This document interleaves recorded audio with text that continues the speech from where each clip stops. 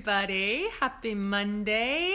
I hope you had a restful weekend. We sure did. It was a great weekend. We did tons of stuff in the yard and had a great weekend. Every month, we as a family do a tech-free day, a device-free day. And so that was yesterday. And I must say that it's very difficult for my children, and it is pretty difficult for me also.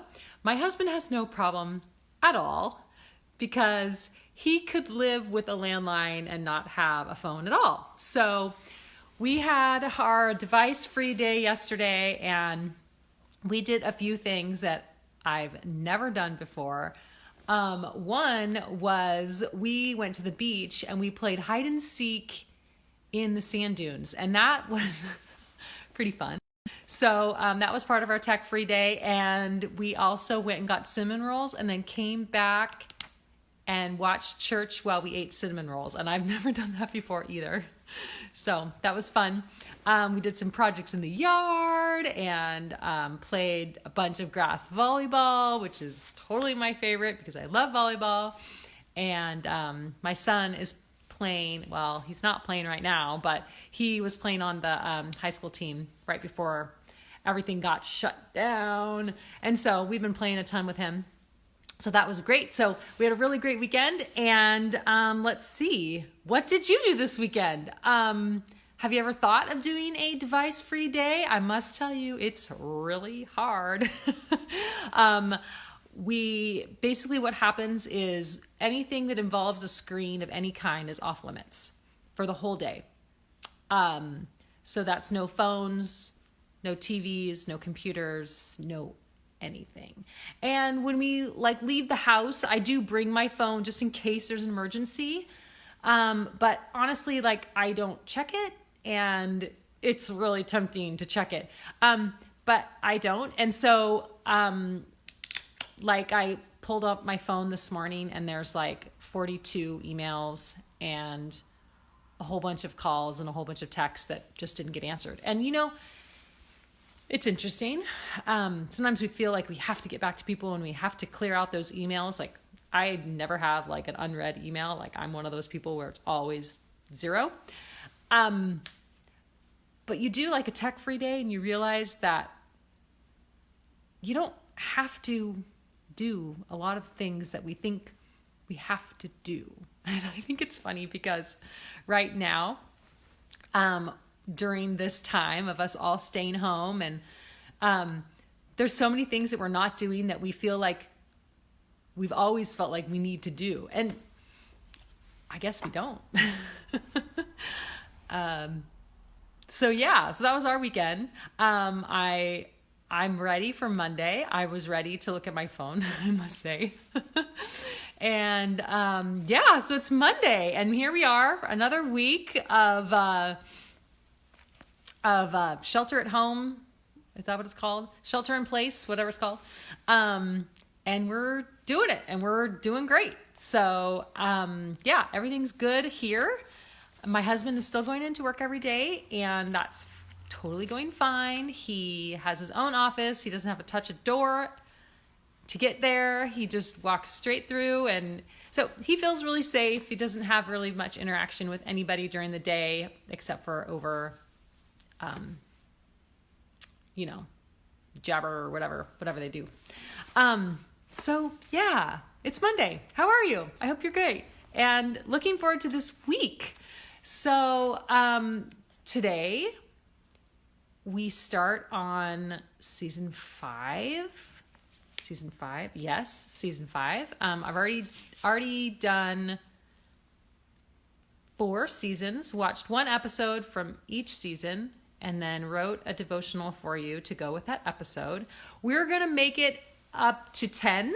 So we're going to do 1 from every single season, and then also we'll make number 10 the TV movies. And then I'm going to call it good.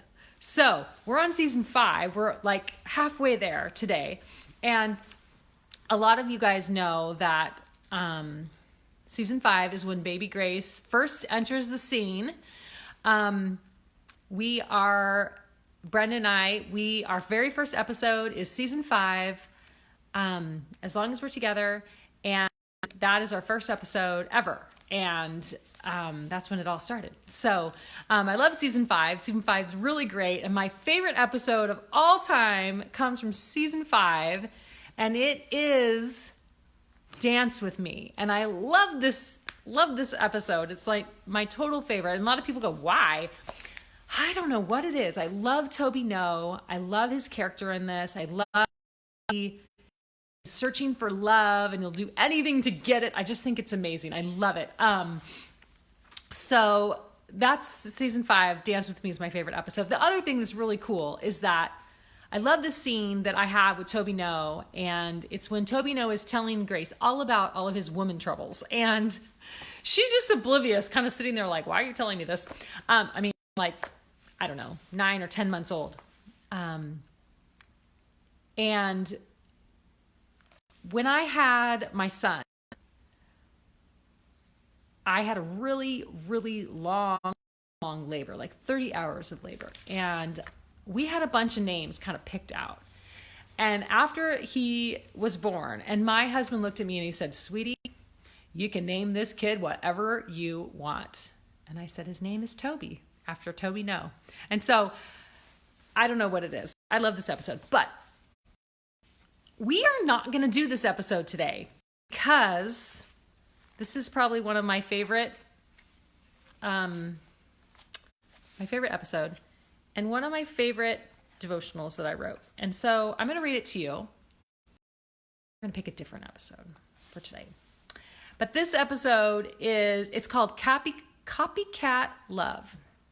And the quote is from Miss Cooper, and she says, "That man loves me, and I'm talking to a cat." There are times in life when we settle for a lesser kind of love. We rely on people or things in clear view instead of on the perfect love that's sometimes hard to see. Miss Cooper recognized the love of her cat was nothing compared to the love of a man. Toby No was a glimpse of a greater affection than she had ever known. But no human love can compare to the relentless love of God. In high school, I chased after too many relationships. If I didn't have a boy by my side, I felt empty. The forever-shaped space divinely created inside our hearts is something only God can fill. My attempt to stuff that space with other relationships didn't work out so well. Each of those friendships ended while the search for love continued. I finally had to say, I'm done. My heart couldn't handle any more breaking. I took a holiday from dating and found my Father tenderly beckoning. People don't have the love the way God can. By definition, God is love. He's not a copycat or reflection of a higher love. His love makes all other versions of love possible. People and cats might love us, but they will never give us the fulfillment that comes from a relationship with the Lord. Dive deep into his lavish gift of love. And the verse is from Isaiah 54:10, and it says, "For the mountains may move and the hills disappear, but even then my faithful love for you will remain. My covenant of blessing will never be broken. Who has mercy on you." So that's my favorite episode and one of my favorite devotionals. And that is from a Prairie Devotional. And if you don't have a Prairie Devotional, go pick it up. It's on Amazon, it's on Barnes & Noble, it's wherever books are sold. If you want a signed copy, you can go to my Etsy shop and I will send one out to you. But let's jump into season 5 and which episode we are going to do. So I'm looking through this and wondering which one I should do since I'm not going to do Dance With Me. And there's a lot of great episodes in here. But the one that's kind of hitting me the most is an episode that so many people love because it's so funny. And I'm kind of dealing with the same thing in my house right now.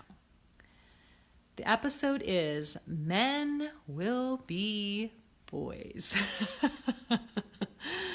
I've got a teenage boy or man that is pretty much in this exact situation here that Albert and Andy found themselves in. So I think we are going to tackle that episode today. So if you'd like to join me, watch Men Will Be Boys from season 5, and I will be writing you a short little devotional on that episode and what we can learn from it and what God might be teaching us or revealing to us about ourselves through this episode. So that's today. I'm excited to do that, and I will need to get started ASAP. So I hope you have a really great day, and I will see you here tomorrow morning at 9 o'clock. And go have fun today. Go live it up. Do whatever you can do to just spread this love and joy to the people around you in whatever way you can. So I will talk to you soon. Okay, bye.